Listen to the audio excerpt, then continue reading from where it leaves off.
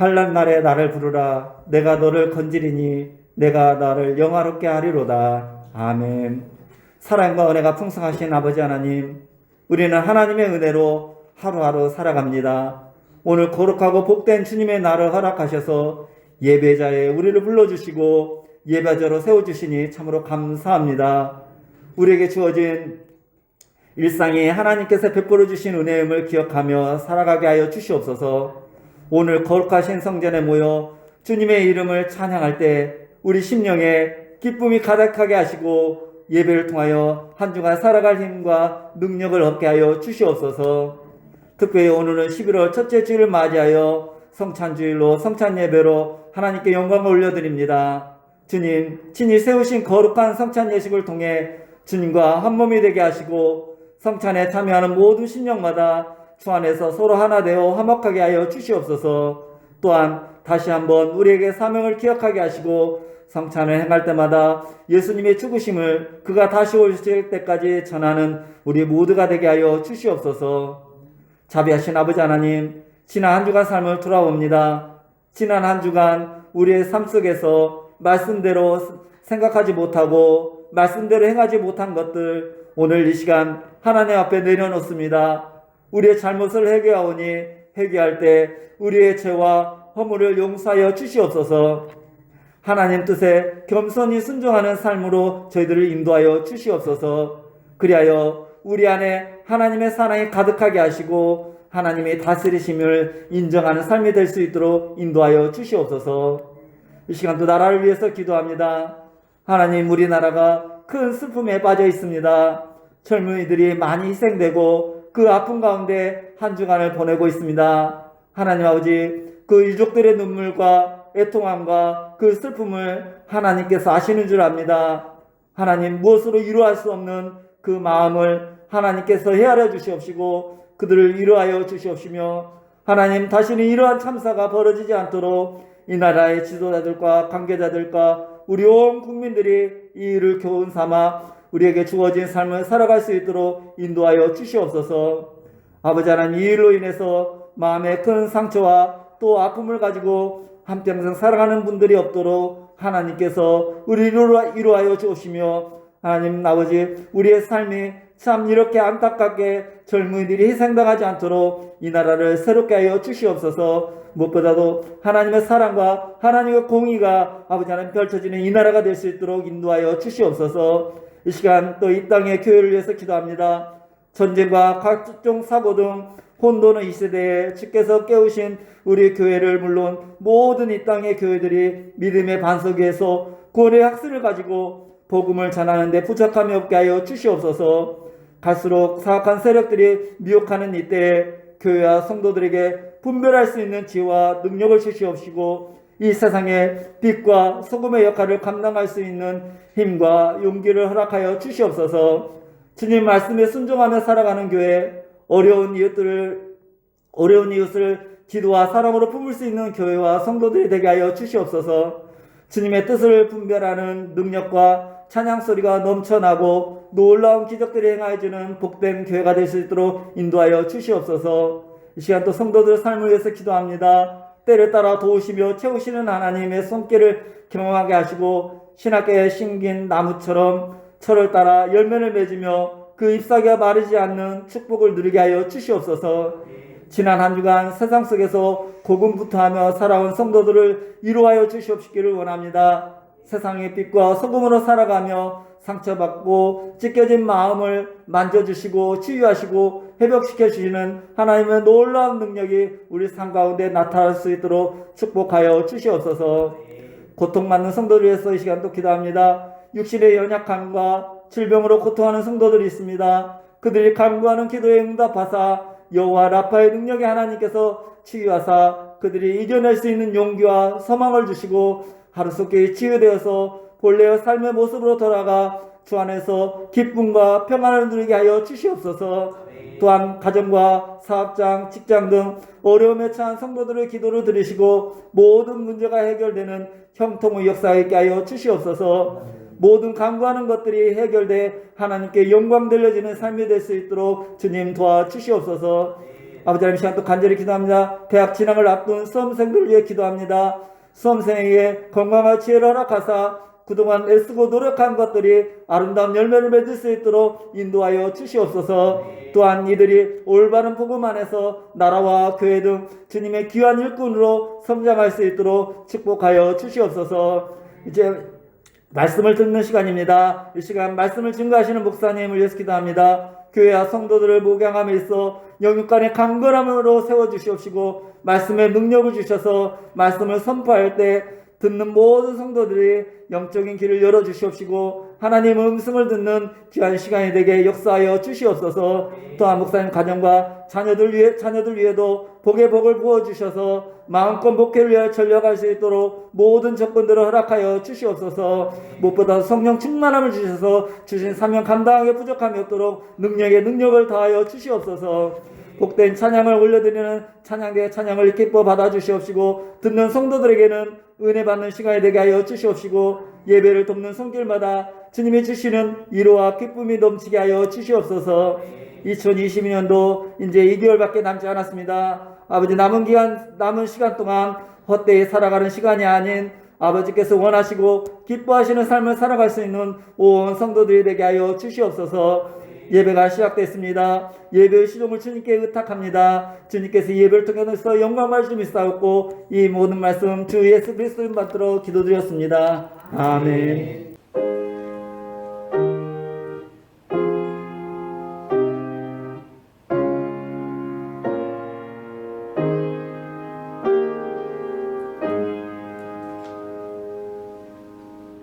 오늘 우리에게 주실 하나님의 말씀은 신약성경 누가복음 20장 27절부터 40절까지 말씀입니다.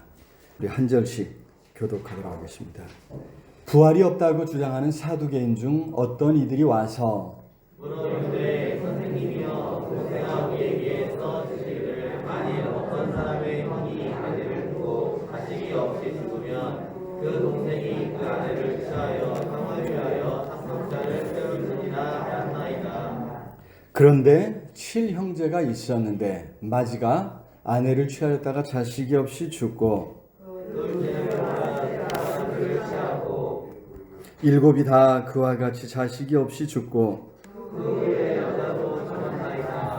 일곱이 다 그를 아내로 취하였으니 부활 때에 그 중에 누구의 아내가 되리이까? 이 세상의 자녀들은 강가당하고 질투하되 저 세상과 및 죽은 자 가운데서 부활함을 얻기에 합당히 여김을 받은 자들은 장가가고 시집가는 일이 없으며 그들은 다시 죽을 수도 없나니 이는 천사와 동등이요 부활의 자녀로서 하나님의 자녀이니라. 죽은 자가 살아난다는 것은 모세도 가시나무 떨기에 관한 글에서 주를 아브라함의 하나님이요 이삭의 하나님이요 야곱의 하나님이시라 칭하였나니 하나님은 죽는자의 하나님이 아니요 살아있는 자의 하나님이시라. 하나님께서는 모든 사람이 살아나리라 하시니 서기관 중 어떤 이들이 말하되 선생님 잘 말씀하셨나이다 하니 그들은 아무도 감히 더 모를 수 없었습니다.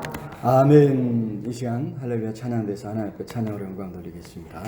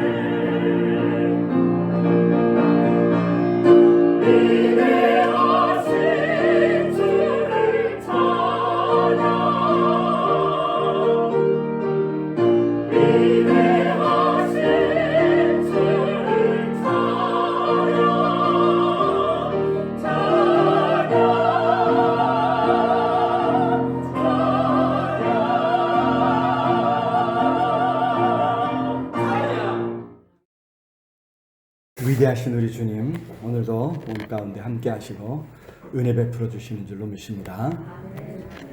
귀한 찬양 감사합니다.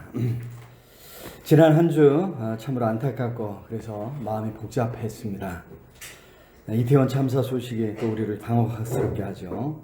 무려 156명이나 되는 많은 젊은이들이 희생을 당했습니다. 지난주 아침에 갑작스런 제 딸의 문자를 보고 상황을 제대로 인식하지 못하고 또 가볍게 생각했었는데 너무 안타까운 일이 아닐 수 없습니다. 참으로 젊은이들이 얼마나 답답했으면 모처럼 그 자리에 찾았는데 이런 큰 사고를 당한 것이 안타깝습니다. 이번 주 교회력은 부활에 대해서 생각해 보라고 합니다. 사실 말씀을 준비하면서 큰 참사를 겪고 혼란스러운 상황이라 부활에 대한 주제가 합당할까, 다른 말씀을 또 살펴야 되나 이런 고민을 많이 했습니다. 때로는 이제 교회가 너무 뻔한 한 가지 답만 내놓는 것 같은 이런 모습을, 이런 생각을 하게 될 때가 있습니다. 혹시 이번 참사에도 그렇게 돌아가신 분들은 어떻게 되나 이런 문제에 관심을 두고 답을 찾으려 한다면 그건 번지수를 좀 잘못 찾은 것이라 할 수 있을 것 같습니다. 성경은 이런 경우 그들이 구원받았는가, 또 부활에 참여할 수 있는가, 이런 문제를 묻고 거기에 답하려 하지 않습니다. 오히려 그런 어려움을 겪은 사람들의 상황에 대해서 안타까워하고 또 그들의 슬픔에 함께한다는 것을 잊어서는 안 될 줄로 믿습니다. 우리 주님께서도 눈물을 흘리신 적이 있지요. 요한복음 11장에 가서 보면 33절부터 35절에 이런 말씀이 있습니다. 우리 같이 한번 읽어볼까요? 시작. 예수께서 그가 우는 것과 또 함께 온 유대인들이 우는 것을 보시고 심령에 비통히 여기시고 불쌍히 여기사 어디 두었느냐 이르되 주여 와서 보옵소서 하니 예수께서 눈물을 흘리시더라. 아멘. 자, 우리가 잘 아는 나사로의 죽음을 다룬 기사입니다. 나사로가 죽고 이제 마르다와 마리아 두 자매만 남았습니다. 그런 그들을 보며 예수님도 눈물을 흘리셨다는 것이죠. 불쌍히 여기시고 때로는 가슴 아파하시던 예수님의 모습을 잊어서는 안 될 줄로 믿습니다. 우리도 아픈 마음으로 관심을 기울여야 하는 것입니다. 갑작스러운 소식에 또 정신없었을 가족들의 그 아픔이 사실은 이제부터 시작이 아닙니까? 그 빈자리가 시간이 지날수록 더 커질 수밖에 없는 것이죠. 그런 가족들의 아픔을 우리가 마음에 담고 또 그런 아픔에 함께 하면서 관심을 기울여야 될 줄로 믿습니다. 무엇보다도 이와 같은 사태가 다시 일어나지 않도록 철저히 우리 주변을 살펴봐야 될 줄로 믿습니다. 먼저 원인을 찾고 또 그에 대한 대책들을 세워가야 될 줄로 믿습니다. 예전에 세월호 사건도 아직 완전히 해결되지 않고 계속되고 있습니다. 사실 우리 곳곳에서, 우리 삶의 주변 곳곳에서 여전히 안전 불감증이라고 할 수 있는 이런 모습들이 너무나도 많이 있지 않습니까? 여전히 인간의 생명보다 돈벌이를 중요시하는 것을 우리가 보고 있습니다. 그런 가치관이 전혀 변하지 않은 것은 아닌가. 부담스럽더라도 우리는 우리의 실상을 돌아봐야 되고 파헤쳐 봐야 되고 그러한 잘못된 것이 무엇인지를 철저히 살필 때 거기서부터 바로잡아갈 수 있게 될 줄로 믿습니다.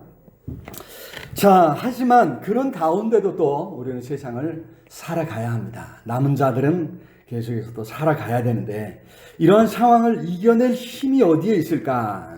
사실 이러한 문제가 많은 세상에 예수께서 친히 찾아오셨다는데 우리가 이러한 모든 상황을 이기고 나아갈 수 있는 원동력이 있는 줄로 믿습니다. 성육신은 그래서 우리에게 엄청난 의미가 있다는 것입니다. 아픔을 겪는 사람들 곁에 우리 주님께서 친히 찾아오신 것이죠. 아니, 찾아오신 예수님께서 곁에 계시면서 함께 하시면서 말씀으로만 위로하신 것이 아니라 하나님 나라를 실제로 보여주시고 경험케 하시고 맛보여 주셨다고 하는 사실입니다.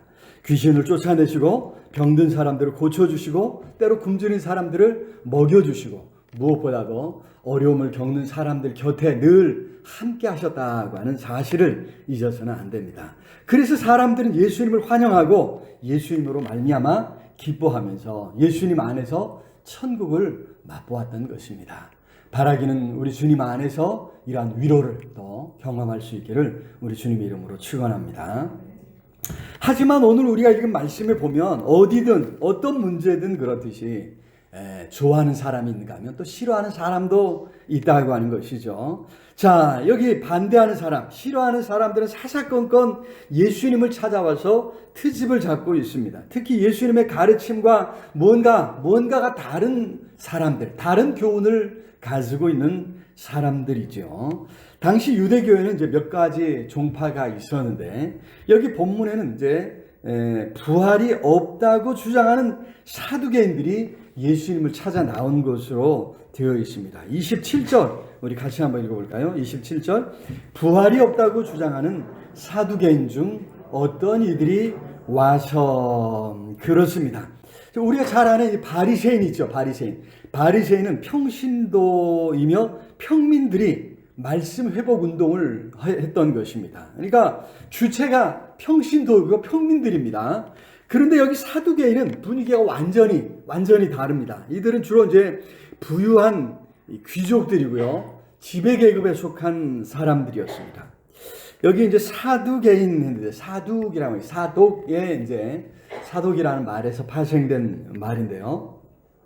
다윗 시대 유명한 제사장 중에 바로 이제 사독이 있었죠. 근데 다윗이 늘 찾고 또 국정을 의논하기도 하고 뭔가 하나님의 뜻을 물었던 사람 중에 이제 나단도 있고 사독이 있는데 이 사독의 후손으로 이루어지는 제사장, 특히 제사장과 유대교를 지지하는 그래서 이제 이들은 상당히 정치색이 강한 그런 어떤 분파였습니다.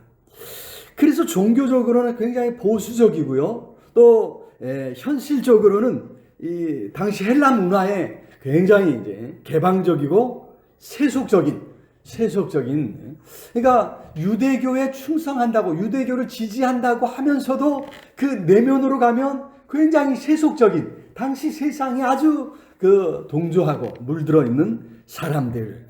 정치적으로는 로마 제국에 아주 우호적이어서 정치적, 종교적, 경제적인 로마가 베풀어주는 어떤 혜택들을 할 수 있는 대로 다 찾아서 누리고자 했던 사람들. 이런 사람들이 바로 이제 이 사두개인이라고 합니다. 그래서 이들에게는 부활이 어쩌면 필요하지 않아요. 이 세상이 너무 만족스럽고 이 세상에서 누릴 것이 너무 많기 때문에 죽음 이후에 대해서 이제 생각할 필요가 없는 이러한 사람들이 이제 사두개인이었지 않나. 물론 이제 신학적으로 들어가면 조금 더 이제 시간을 할애해서 살펴봐야 되지만 어쨌든 간에 이들이 누리고 있는 것이 많았기 때문에 부활에 대해서 굳이 생각하고 죽음 이후에 어떤 삶이 기다리고 있느냐에 대해서 생각할 것이 없는 그런 부류의 사람들이었다고 하는 것입니다. 여러분, 이들은 자신들의 주장을 더 드러내려고 어떻게 하면 좀 더 이렇게 좀 드러내려고 예수님께 이상한 질문들을 종종 했습니다. 오늘 본문에서도 그러죠. 28절 우리 같이 한번 읽어볼까요? 28절 시작.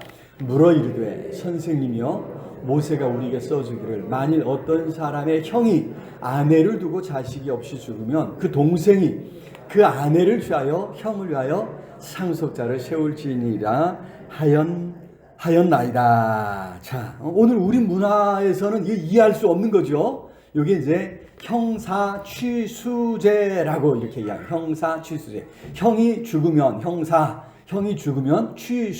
수가 이제 형수 숫자입니다. 그래서 형수를 취해서 이제 결혼하고 그래서 결국 이제 후사를 그러니까 형이 이제 젊어서 죽고 후사가 없을 때 대가 끊기게 되잖아요. 그 대가 끊기는 것을 이제 막기 위해서 무엇보다도 이제 당시 사회는 여성들에게 경제권이 없어요. 뭔가를 소유할 수가 없어요. 남편이 죽으면 요게 이제 재산이 아마 이게 가족들한테 이제 다 돌아가는 것 같아요. 그러니까 여성들이 살 도리가 없어요. 그랬기 때문에 이제 그 형수를 이제 형수의 생계를 책임지는 의미에서 이런 제도가 중동 지역에 이제 이런 제도가 이제 발달을 했습니다.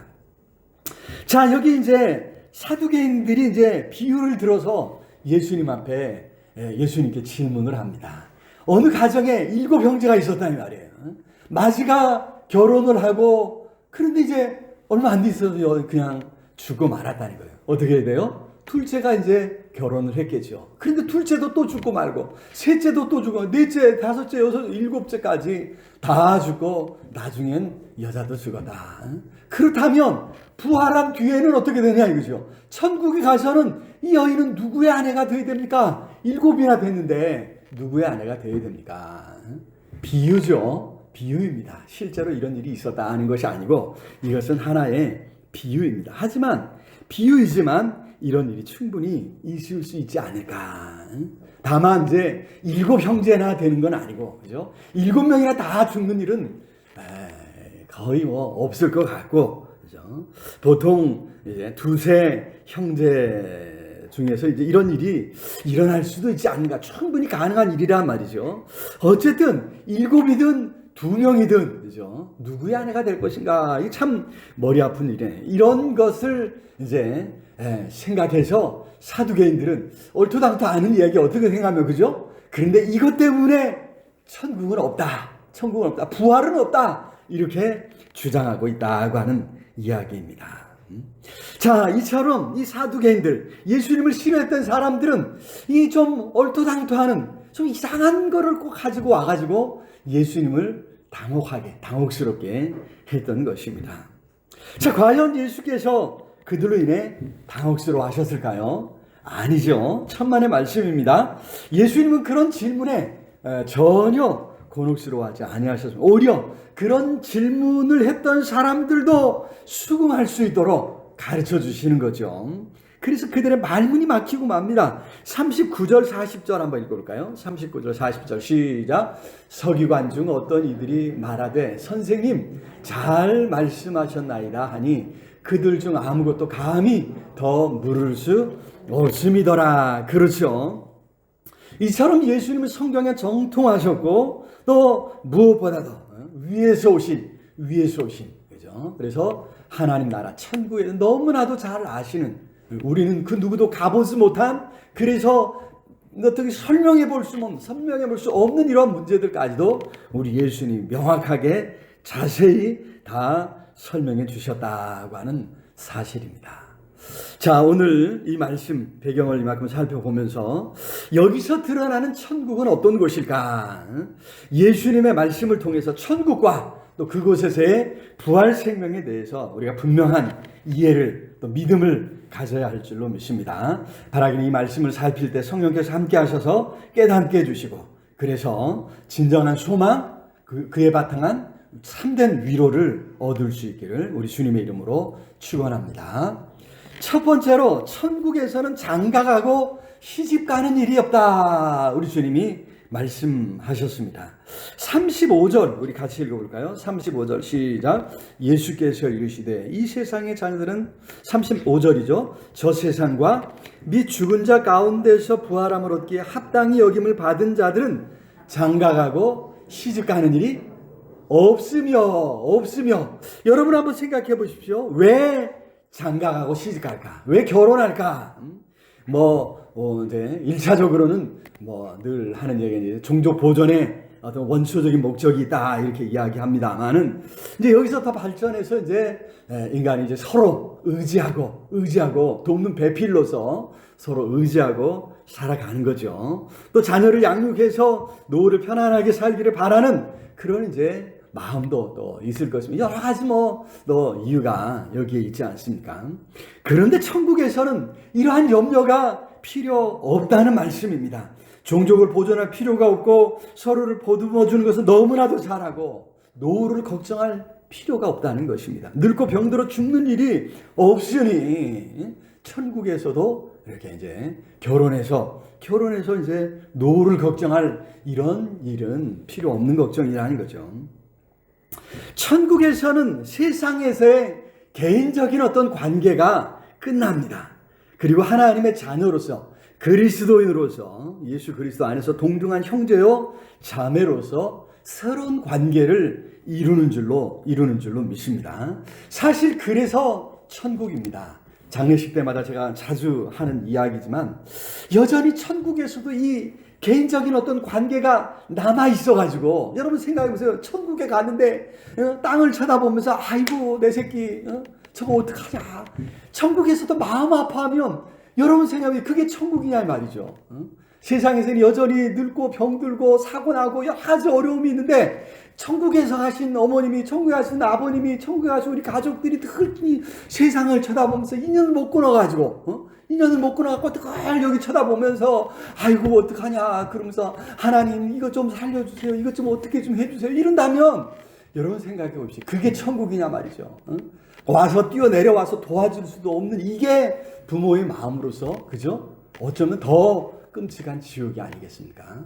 여러분 어떻게 생각하면 조금 비인간적인 것 같아요. 성경이, 그죠? 성경이 비인간이 어떻게 뭐 제사도 안 드리고 제사도 안 드리고 부모님 1년에 한 번 찾아가고 뭐 이렇게 뭐 저거 이런 이야기를 하는데, 분명한 것은 성경에서는 요게 개인적 관계 세상으로 끝난다는 거예요. 이게 천국이에요, 이게. 그래서 어떻게 해요? 천국에서는 마음 놓고 안식할 수 있는 거예요. 더 이상 세상에 대해서 염려하지 않습니다. 세상 일은 이제 이 세상을 살아가는 우리의 일이라고 하는 것을 성경이 분명히 말씀해 주고 있습니다. 이제는 우리가 간구하는 건 어머니, 아버지 어떻게 나 좀 도와주세요 이게 아니에요. 우리 모두의 아버지이신 살아계신 하나님, 능력의 하나님께 우리가 간구하는 줄로 믿습니다. 하나님 아버지 나를 도와주세요지, 그죠? 하나님은 살아계셔서 지금도 지켜보시게 그 하나님 앞에 간구하는 줄로 믿습니다. 여러분 이거를 우리가 기억하면서, 물론 이제 우리가 이제 1년에 한 번이라도 또 시시때때로 이제 부모님 생각하고 또 감사하는 마음을 잃어서는 안 되죠. 그게 우리의 인간됨의 도리고 우리의 뿌리를 기억하는 것인 줄로 믿습니다. 하지만 우리가 이제 분명하게 기억해야 할 것은 이런 원리다. 새로운 관계를 맺고 이제 천국에서는 더 이상 세상에 대한 염려, 세상에 대한 근심에 매이지 않는다고 하는 사실을, 장가가고 시집가는 일이 필요 없다고 하는 사실을 기억하면서 살아갈 수 있기를 우리 주님의 이름으로 축원합니다. 자, 두 번째로 천국에서는 다시 죽음이 없습니다. 그리고 존귀한 하나님의 자녀로 살아간다 말씀해 주셨습니다. 36절 읽어보겠습니다. 36절 시작. 그들은 다시 죽을 수도 없나니 이는 천사와 동등이요 부활의 자녀로서 하나님의 자녀임이라. 그렇습니다. 여러분 여기 죽음이라고 하는 게 사실 죄의 결과죠. 죄로 인해 세상에 죽음이, 사망이 왔습니다. 사단의 유혹으로 죄가 시작되고 그러니까 죄의 삭스로 사망이, 죽음이 시작되었다고 성경이 분명히 가르쳐주고 있습니다. 그래서 이 죄가 시기는 죄의 종, 사망의 종으로 거기에 얽매여서 살아가는 것, 이게 우리의 운명이 되고 말았습니다. 그러나 하나님 안에서는 죄가 없기에, 그죠? 죄가 없기에 죽을 수도 없나니, 다시 죽을 수도 없나니, 이것이 새로운 우리의 운명이라면 운명이죠. 그래서 영원히 살아있는 현재입니다. 그래서 현재형이 사용되고 있다는 거죠. 37절 가서 볼까요? 37절 시작. 죽은 자가 살아난다는 것은 모세도 가시나무 떨기에 관한 글에서 주를 아브라함의 하나님이요 이삭의 하나님이요 야곱의 하나님이시라 칭하였나니. 여기 하나님이다, 옛날 일이니까 하나님이었다 이렇게 말씀하지 않고 하나님이다, 지금 살아있는 것처럼, 지금 있는 것처럼 하나님이다 이렇게, 야곱의 하나님, 아브라함의 하나님, 이삭의 하나님, 야곱의 하나님이다 이렇게 말씀하고 있다는 거죠. 영원한 현재형을 사용하고 있습니다. 그래서 다시 죽음이 없다고 하는 것을 우리에게 분명히 가르쳐주고 있습니다. 여러분 더구나 천국은 하나님의 나라입니다. 하나님이 다스리시는 나라, 아버지 하나님과 그의 자녀들이 함께하는 곳인 줄로 믿습니다. 그러니 그러니 죽음의 세력이 지배할 수 없다는 거예요. 사단이 여기에 관여할 수 없다는 거예요. 사단의 열매인 죄와 또 사망이 여기에 낄 틈이 없다고 하는 사실입니다. 여러분, 그런 의미에서 천국은 이 세상에서의 삶과 조금 달라지는 삶, 천만의 말씀입니다. 조금 달라지는 것이 아닙니다. 하나님의 자녀로서 완전히 새로운 삶이 기다리고 있다고 하는 것입니다. 완전한 자유를 만끽하게 될 줄로 믿습니다. 그래서 오늘 우리가 세상을 살면서도 그날을 또 그 나라를 소망하며 살아가는 줄로 믿습니다. 그러한 소망이 오늘 우리의 심령 가운데 넘쳐나기를 우리 주님의 이름으로 축원합니다. 자, 세 번째로 천국에서는 생명이 넘친다 말씀했습니다. 살아계신 하나님께서 거기 계시기 때문이죠. 자, 38절 읽도록 하겠습니다. 38절 시작. 하나님은 죽은 자의 하나님이 아니요 살아있는 자의 하나님이시라. 하나님에게는 모든 사람이 살았느니라. 그렇습니다. 하나님은 그렇게 살아있는 자들의 하나님이시다 말씀했죠. 사실 그렇게 살아있게 하는 원동력이 하나님이 아니었습니까? 그럴 수밖에 없는 것이 하나님이 생명의 주인이시기 때문입니다. 생명이 하나님에게서 시작되었고 하나님 안에 생명이 있다고 하는 것입니다. 그래서 하나님께서 우리에게도 이 생명을 주시는 것이죠. 이 생명. 우리 흔히 살아있는 것이 죽었다고 하는 이 성경의 표현을 잘 이해하지 못하는 경우가 많이 있는데, 이걸 설명하기 위해서 자주 드는 예가 나무를 자르는 것을 예를 듭니다. 나무를 싹둑 잘라버렸습니다. 나무 밑둥을 딱 잘라버렸습니다. 이거 살았습니까? 죽었습니까? 네? 분명히 생명의 뿌리에서 잘렸으니까 이건 분명히 죽었는데, 문제는 우리가 볼 때 나뭇잎이 싱싱하다 이 말이에요. 그러니까 이게 살았다 죽었다 말하기가 조금 애매한 겁니다.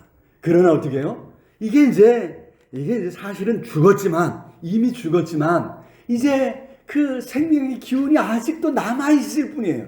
이제 점차 어떻게 해요? 이 죽음의 증상이 나타나서 나뭇잎이 말라 비틀어지는 거죠. 성경은 인류도 마찬가지라는 것입니다. 인류도 죄로 인해 이미 죽었다 선언하고 있습니다. 생명의 근원이신 하나님에게서 단절되었기 때문에, 하나님에게서 떠나고 하나님에 분리되었기에 인류는 이미 죽었다 이렇게 선언하고 있습니다. 그렇다면 지금 살아서 꼬물거리면서 돌아다니는 저 생명체는 뭐냐 이거죠. 이게 마찬가지로 밑둥 잘린 나무에 생명의 기운이 남아 있어서 뭔가 살아있는 것처럼 보이는 것과 같이, 태어나는 순간부터 주어진 어떤 생명의 기운이 남아 있어서 살아있는 것처럼 보일 뿐이라는 것입니다. 그러나 결국 그 생명의 기운이 끝나는 날 완전히 죽고 마는 거죠. 아니, 그 이전부터 점차 죽음의 증상들이 나타나서 늙고 병들었던 것입니다. 그러니 우리 안에 있는 그 생명이라는 것이, 생명의 기운이라는 것이 어쩌면 이거는 진짜가 아니라 가짜였다는 거죠. 가짜였다. 우리 안에 진짜 생명이 없었기 때문이라는 것입니다. 그러나 하나님 안에 진짜 생명이 있는 줄로 믿습니다. 진짜 생명이기에 그 생명에는 죽음이라는 게 있을 수 없습니다. 죽음의 증상도 나타나지 않습니다. 영원한 생명인 것이죠. 그래서 하나님 안에서, 하나님 계신 천국에서 우리는 참 생명을, 영생을 누리게 된다고 하는 말씀입니다. 바라기는 그 영원한 생명을 맛보고 누리고 또 그 생명에 참여할 수 있기를 우리 주님의 이름으로 축원합니다. 말씀을 맺겠습니다. 우리 모두 이러한 천국의 부활 생명으로 참여할 수 있기를 우리 주님의 이름으로 축원합니다. 그곳에서는 시집 장가갈 필요가 없습니다. 죽음도 없습니다. 오히려 생명이 넘쳐난다고 하는 사실을 기억하면서 이 천국과 부활 생명에 대한 확신이 우리를 얼마나 확신 있게 하고 또 우리의 마음에 평안을 주는지 모릅니다. 바라기는 천국과 부활의 확신으로 더욱 소망 가운데 주어진 삶을 살아내고 시시때때로 슬픔에 빠진 사람들을 위로해 줄 수 있는 그러한 하나님의 사람으로 설 수 있기를 우리 주님의 이름으로 축원합니다. 하나님께서 성령으로 우리 안에 거하시고 우리와 함께 하시기를 우리 주님의 이름으로 축원합니다. 오늘 말씀을 생각하면서 간절히 우리 통성으로 기도하겠습니다. 하나님, 이 하나님 계신 그 천국에 부활 생명으로 참여할 수 있도록 하나님이여 은혜 베풀어 주시옵소서. 다시 만날 소망으로 위로하시고 새로운 소망으로 덧입혀달라고 우리 간절히 기도하시고, 오늘 성찬 예식을 행할 때 하나님 주님의 살과 피를 먹고 마시는 이 예식을 통해 우리가 다시 한번 믿음 안에 설 수 있도록 붙잡아 주시옵소서. 우리 간절히 우리 통성으로 함께 기도하겠습니다. 사랑의 주님, 참으로 감사합니다.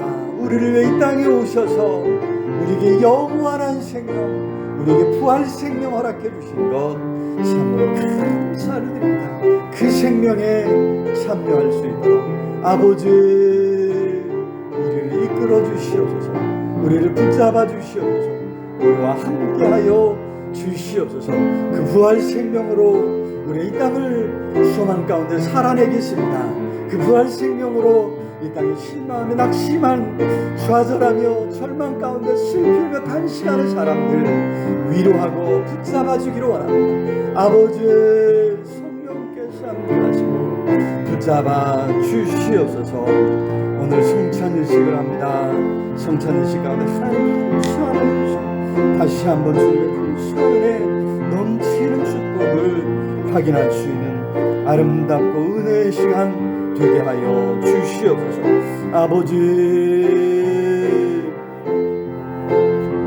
성령께서 능력의 손 권능의 발로 꼭 붙잡아 주옵시기를 주님 간절히 소원하고 부활이여 생명 되신 예수 그리스도 이름으로 기도드리옵나이다. 이제는 우리 주 예수 그리스도의 은혜와 하나님의 크신 사랑과 성령 하나님 늘 함께 하시며 인도하시며 채우시는 역사가 오늘도 생명의 말씀을 굳게 붙잡고 천국의 소망, 부활 생명의 소망을 가지고 나아가는 우리 온 성도들 위해, 흩어져 살아가는 가족들, 자녀들 위해, 이 나라의 민족 위해, 전 세계 방방곡곡에서 환난 가운데 하나님을 찾는 모든 하나님의 사람들 위해 영원토록 함께 있을지어다. 아멘.